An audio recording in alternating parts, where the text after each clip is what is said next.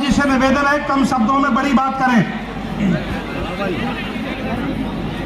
बहुत बहुत धन्यवाद। इसके बाद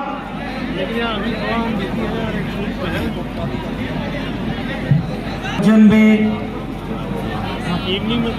देश विदेश से आए हुए आप सभी सम्मानित लोगों को मेरा क्रांतिकारी जय भीम जय मंडल है, इंकलाब जिंदाबाद है।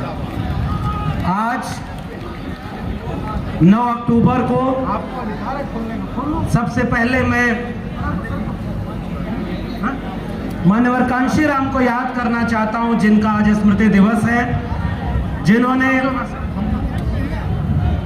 उत्तर भारत में खासकर डॉक्टर अंबेडकर और सामाजिक न्याय की लड़ाई को एक सामाजिक सांस्कृतिक आंदोलन की शक्ल में जमीन पर उतारने की एक बेहद विस्तृत कोशिश की। और इस तरह के हर मंचों पर एक बात बोलना बहुत जरूरी है कि ये सम्मेलन जिस दौर में हो रहा है, ये दौर हमारे सामने चुनौतियों का है, जश्न मनाने का नहीं। और ये चुनौतियां इस बात की हैं कि आज जितने भी लोग, हम जैसे लोग जाने कहां खोए हुए थे, एक नया भारत जो आजादी के बाद बना, उसमें जानबूझकर हाशिए पर ढकेले गए, उन सारे लोगों के सामने आज एक बात तो गर्व करने की है कि हमारी विरासत, जो सामाजिक और सांस्कृतिक विरासत थी, जो तथागत बुद्ध से लेकर के बाबा साहब, महात्मा फूले, पेरियार और उसके बाद माननीय कांशीराम और मंडल की जो पूरी लड़ाई, इस पूरी विरासत ने हमें ये जमीन और ये जगह दिया, हक हुकूक की ये आवाज दी कि आज हम यहां खड़े होकर इस वक्त की जालिम तानाशाह सरकारों के सामने,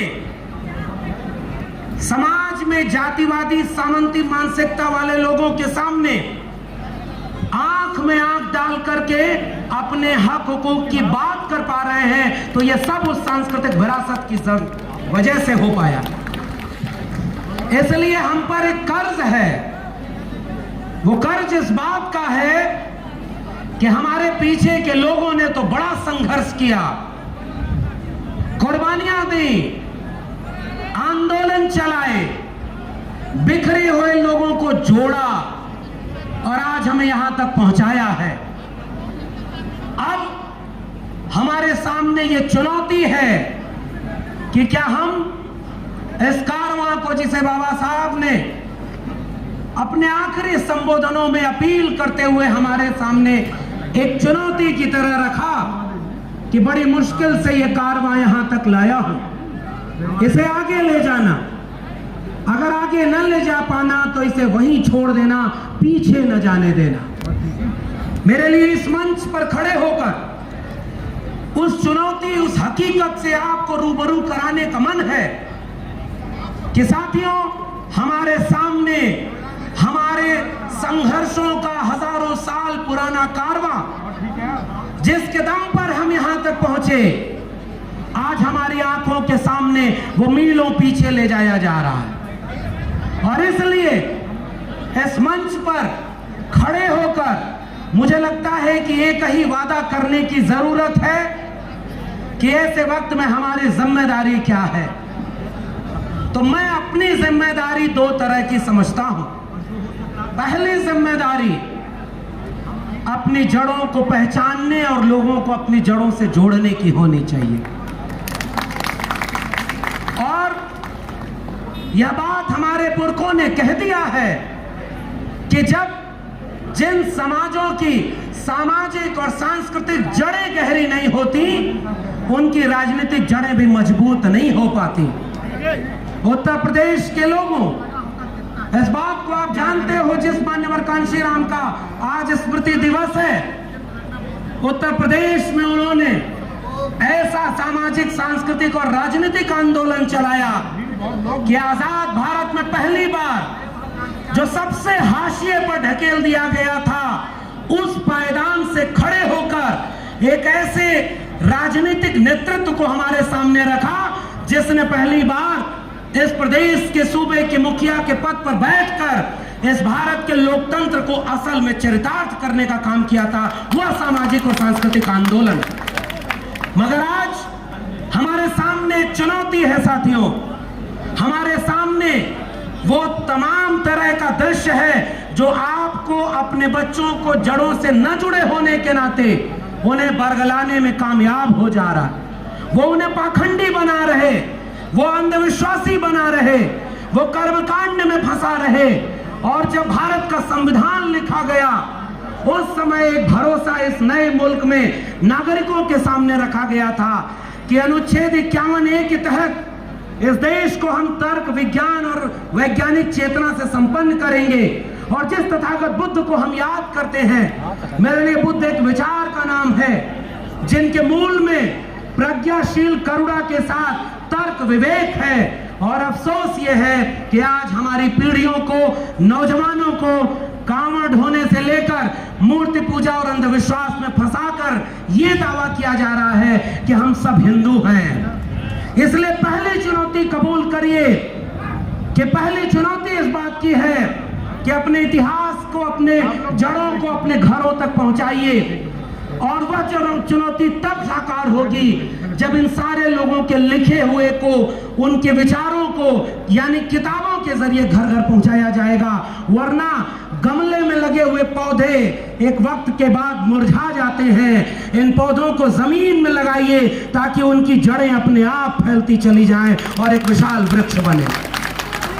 और दूसरी सबसे बड़ी बात जो कह करके मैं इस मंच पर अपनी बात खत्म करूंगा, वो चुनौतियों की है।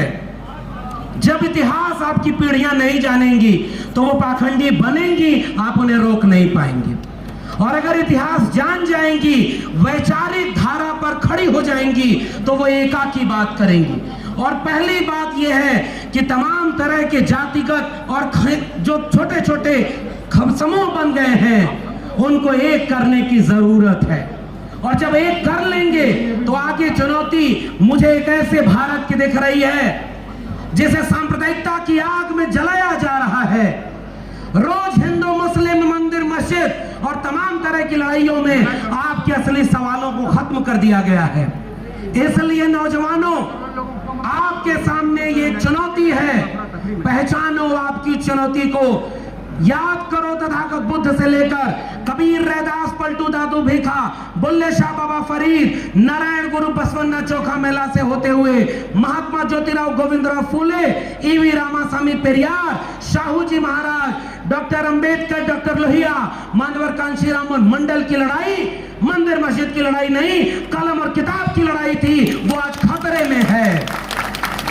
इसलिए ऐसे सम्मेलनों में अगर आप जुटते हैं, और भंते साहब का तो मैं शुक्रिया अदा करूंगा कि उन्होंने एक ऐसा गुलदस्ता सजाया है इस मंच पर जिसमें तमाम तरह के लोग जब एक मंच पर आकर के एक आह्वान करते इस देश को कि उठो नौजवानों, आपकी शिक्षा बर्बाद कर दी गई है, आपके स्कूल, कॉलेज, विश्वविद्यालय निजी हाथों में बेच दिए गए हैं, मगर अफसोस कि आप उसके लिए आंदोलन नहीं कर पा रहे। आइए एक मुट्ठी बांधें और अपने कलम और किताब की लड़ाई को आगे ले जाएं। इस देश को बिकने से बचाएं, इस देश को सांप्रदायिकता की आग से बचाएं। वरना अफसोस ये होगा कि आज से कई सालों बाद जब आने वाली पीढ़ियां हमसे एक सवाल करेंगी कि तुम जब थे तो बाबा साहब का संविधान बचा हुआ था, तुम जब थे तो मंडल कमीशन की कुछ अनुशंसाएं सही लागू थी, तुम जब थे तो शिक्षा बची थी, रोजगार बचा था, थोड़ा ही सही स्वास्थ्य और जमीन बची थी, स्वाभिमान बचा था। और 25-50 साल बाद तुम हमें एक ऐसा भारत छोड़कर गए हो जिसमें न शिक्षा है, न रोजगार है, न सामाजिक न्याय है, न भारत का संविधान बचा है, न यह देश की जगह जमीन बची है। हम क्या जवाब देंगे? मैं आपसे गुजारिश करके अपनी बात खत्म कर रहा हूं कि इस देश में अब एक क्रांति की जरूरत है। बिना क्रांति के कोई बदलाव आने की जरूरत नहीं। और आखिरी बात, वो क्रांति विचारधारा से होगी। तथागत बुद्ध को याद करने वालों, अहिंसा और सत्य की बात, प्रज्ञाशील करुणा की बात, आओ घर घर ले चले, शांति के साथ, अहिंसा के साथ, तर्क वैज्ञानिकता के साथ। दो चीजों को जोड़ लो। इस देश में आदिवासी जंगलों में मारा जा रहा, मुसलमान सड़क चौराहे पर मारा जा रहा, दलित मटका छूने घोड़ी चढ़ने पर मारा जा रहा, ओबीसी अप्रत्यक्ष रूप से हर जगह मारा जा रहा, लेकिन हम बिखरे हैं। हमने जितने लोग उतने संगठन बना रखे हैं। आओ मिलकर एक उम्मीद बांधे।